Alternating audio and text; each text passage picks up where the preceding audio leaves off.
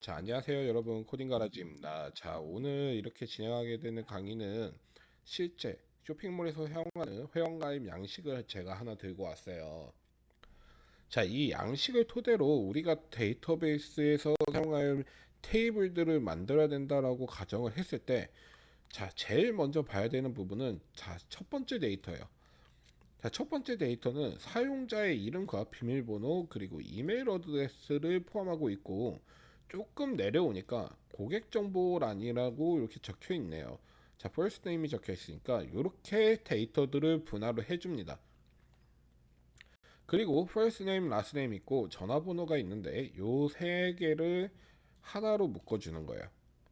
자, 여기를 하나로 묶어서 개인정보란으로 만들고요. 자, 여기는 사용자라는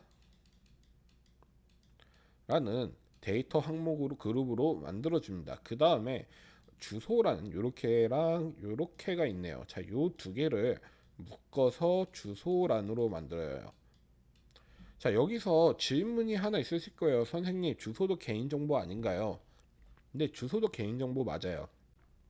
그런데 자, 이 한 주소지에 한 명만 거주하고 있다면 상관이 없겠지만 한 주소지에 1000명 혹은 10,000명 이런 식으로 살아가는 사람들도 많이 있습니다.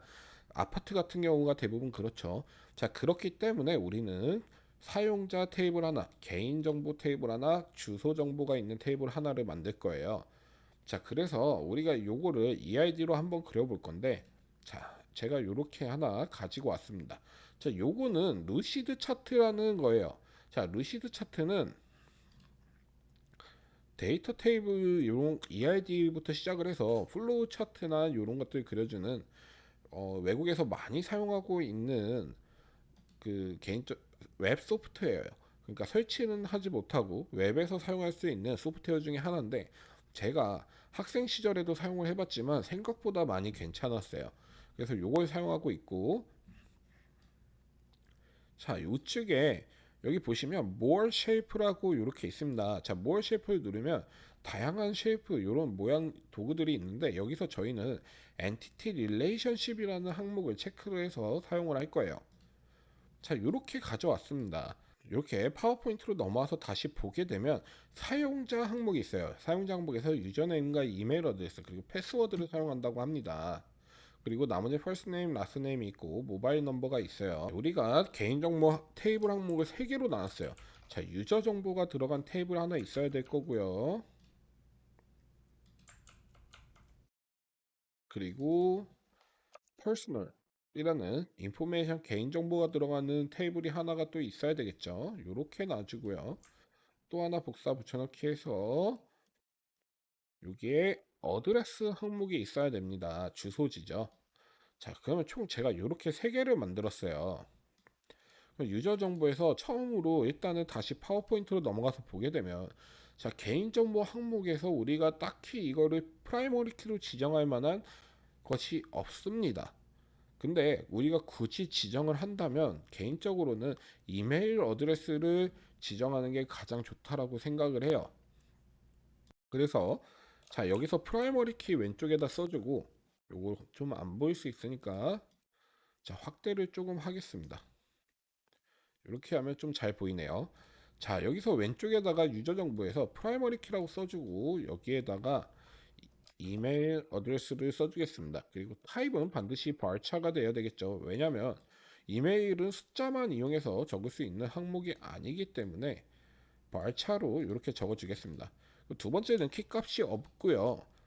여기에다가 패스워드 그리고 이것도 var차 형태로 지정해주고 그리고 유저네임 그러니까 유저네임은 좀 헷갈리니까 닉네임이라고 할게요. 자, 닉네임도 var차 형태가 돼야 되겠죠. 자, 그러면 이렇게 테이블이 하나가 완성이 되었습니다. 그러면 이제 개인정보 항목에다가 좀 데이터 타입을 하나 만들어 볼게요. 자, 프라이머리 키가 있어야 되는데, 자, 프라이머리 키를 설정을 해야 되는데, 다시 PPT로 넘어가겠습니다. PPT로 넘어가서 보게 되면, 자, 유저네임, 여기, 유저네임이 아니죠. 자, 여기 개인정보 항목에서 보면, first name, last name, 모바일 넘버밖에 없어요. 자, 어떤 회사에서는 전화번호를 프라이머리 키로 설정하는 경우도 있습니다. 근데 저는 전화번호는 언제든지 바뀔 수 있는 거기 때문에 자 여기에다가 커스터머의 앞에 CUST라고 잘라서 가져올게요. 실제로 개발을 하실 때는 이렇게 줄임말을 사용하면 안 됩니다. 커스트넘이라고 이렇게 써서 가져오고 데이터 타입은 인트형으로 사용을 하도록 할게요. 자, 두 번째 필드는 키가 없이 자, first name 설정해주고 발차 형태 와줘야 되겠죠. 이름이니까 문자 열이겠죠. 그리고 세 번째도 필요 없고요. 자, 여기도 last name 가져오겠습니다. last name도 발차 가져오고요. 그리고 또 여기에 마우스 우클릭해서 하나 더 항목을 하나 더 추가하고요. 여기에 자, 모바일 넘버 그리고 발차로 설정할게요.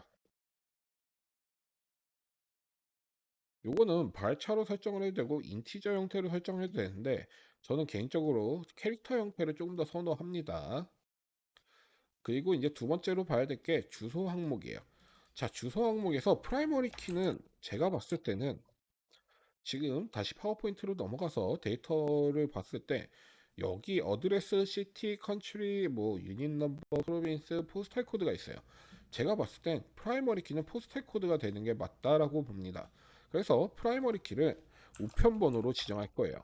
포스탈 코드 그리고 발차 형태의 데이터 타입으로 설정을 해주겠습니다.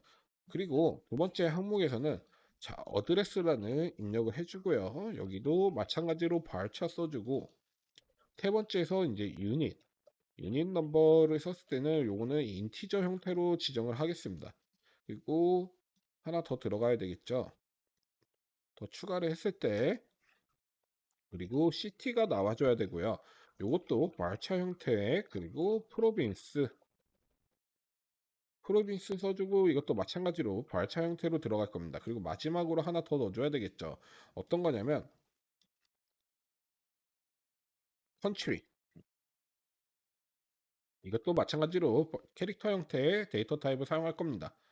그러면 지금 이렇게 테이블이 3개가 완성이 됐어요.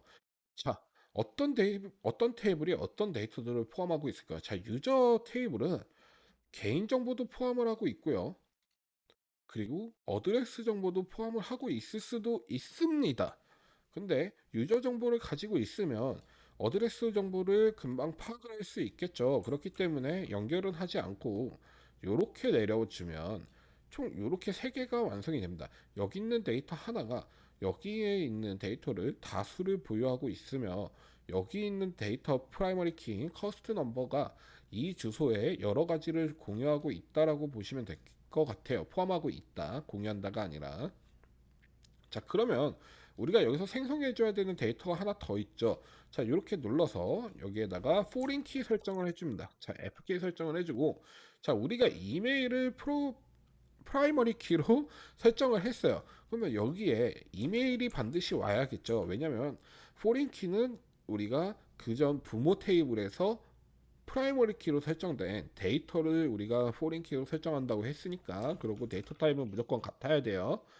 자, 그리고 이제 어드레스 정보에서 보게 되면 어드레스 정보에서 보면 자, 이메일 어드레스가 아닌 커스트 넘버가 프라이머리 키로 설정이 되어 있어요. 그러면 이 프라이머리 키인 커스트 넘버가 어드레스의 다양한 데이터를 포함하고 있는 거기 때문에 자, 여기서 프라이머리 키를 하나 더 설정하겠습니다.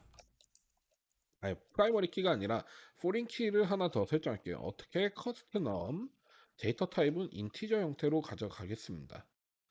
자, 이렇게 EID를 완성을 했는데 여러분들이 보실 때 어떠실지 저는 잘 모르겠으나 제가 봤을 때는 괜찮게 잘 설정이 된 것 같습니다. 자, 개인정보 항목에서 퍼스널 정보에 다수의 데이터를 포함하고 있으면서 자, 이 개인정보 항목이 어드레스에서 다수의 데이터를 포함하고 있기 때문에 유저 정보 하나로 우리가 다 모든 데이터를 조회를 할 수 있겠구나라는 항목이 보여져요.